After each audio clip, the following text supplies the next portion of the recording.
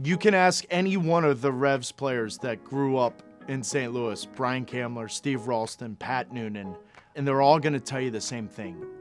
We all knew a pro team at the highest level in the United States would work in St. Louis, but you have to have a stadium and you have to have a local owner, and the owner's got to believe in building that downtown stadium. It took us a while to get here, but we got here. And the fact is, whenever you walk into City Park, whenever it's a game day in downtown St. Louis, whether it's season tickets, deposits, sports talk radio, it's City. It's the City soccer team. We all knew that would happen, but you needed to build the place to get everyone there. And I think Major League Soccer is better for it, because if you are going to expand to these markets that are really thriving, St. Louis just kicks it up a notch, because there is a 60-year history with the sport, and yet now you can use Major League Soccer to showcase that.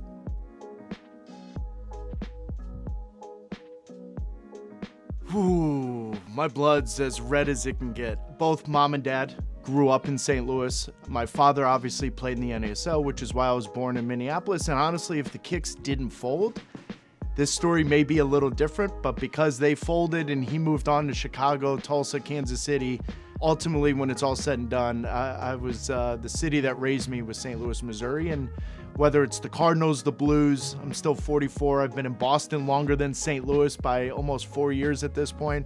I still root for the St. Louis teams, and I'll always be St. Louis. My name is Tim Twellman. I work with the community program here with the St. Louis City, and plus I'm Taylor's dad. You know, I just have been involved with St. Louis ever since the beginning. I did leave and come back because I was playing professionally, but this is our home. Yeah, I started playing right after college. I went to SIU Edwardsville. You know, I played soccer and baseball there, so after my junior year of baseball, I left to go play soccer in Minnesota.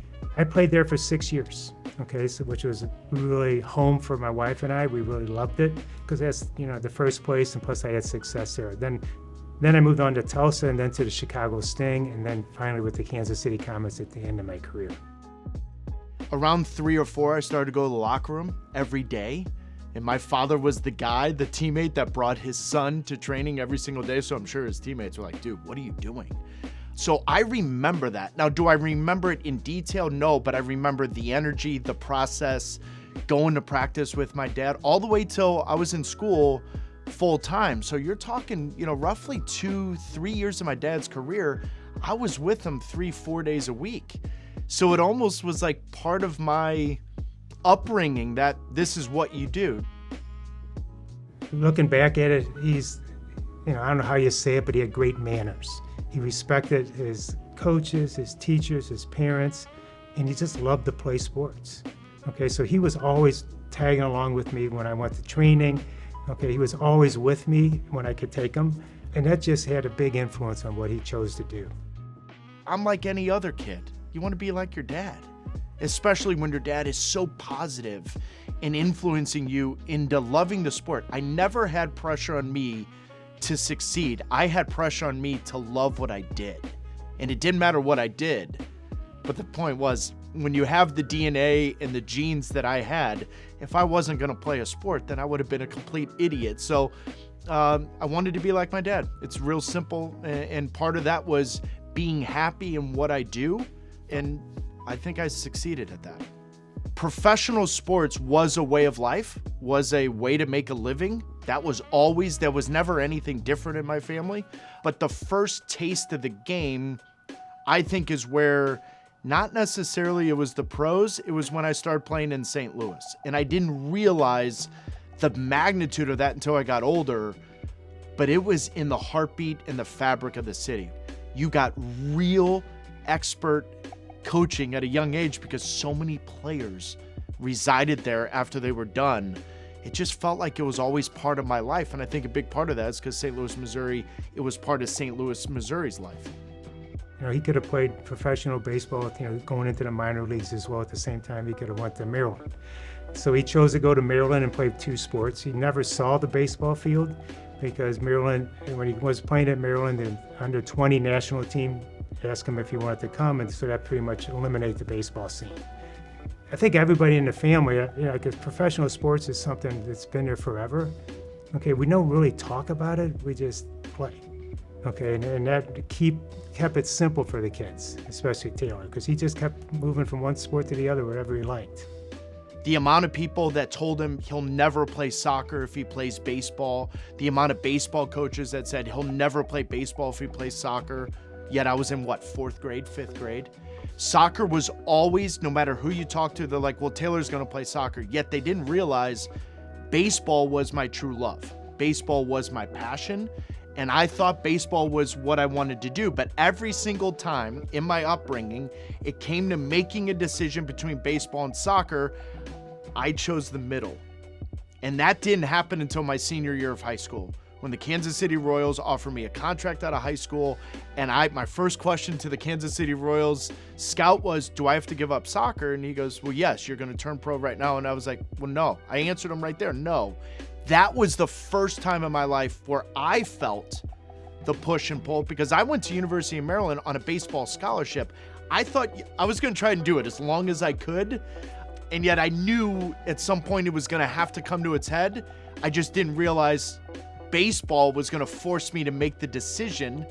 And I'm glad I made the decision I did that day in July of 1998, because who knows what would have happened. But that day in and of itself, I'll always remember that was the day innately I chose soccer.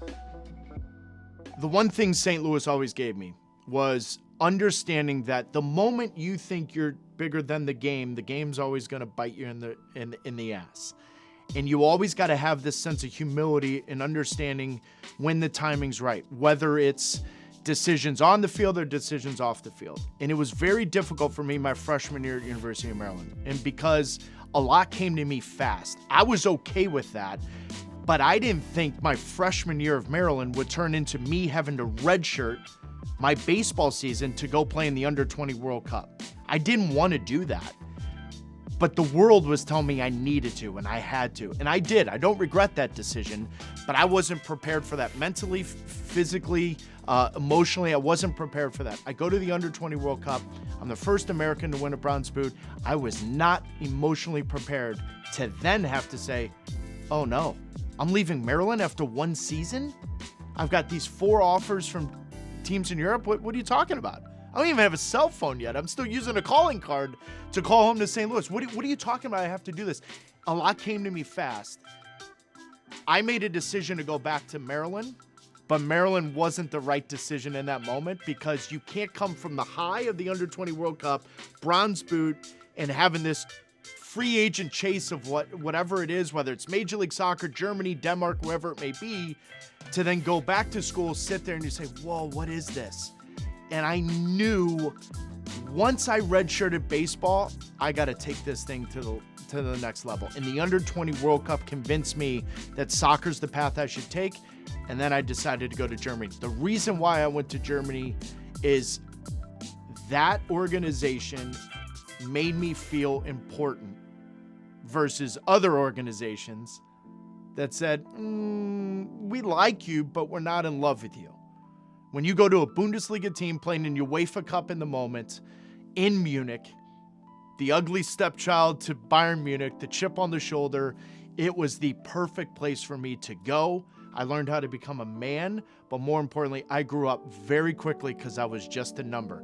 No one gave a rat's ass that I won the bronze boot 6 months earlier. They said, you're going to shine those shoes and you're going to do 3-a-days until you prove to us you're capable of playing. It was the perfect move for me, I would say, to humble me in an odd way. But you have to think he was 18, 19 years old, so it was very difficult for him to go to Germany. He didn't speak the language. He was on his own. And he did it. He did it on his own. He learned the language. He just learned how to fit in and play. And coming back to the U.S. and playing for the MLS was great because we get to see him play. And he had great success here. But we would have loved if he were able to just stay a little longer and see what he could do, but it just wasn't meant to be. It was a long process to get back here. And initially, it never looked like I was coming to Boston. It never looked like I was going to New England. It was first LA, it was first Kansas City, then it was Tampa, and then Tampa and Miami fold, so then it goes in. Then the league was mad that I went to Germany, so I go into the draft. I had no idea that I was going to end up here, and yet I've been here for 23, 24 years. So because I made a decision from the heart, everything after that rewarded me because I did it out of the love I have for the country, for my family, and it was meant for me to be in Boston.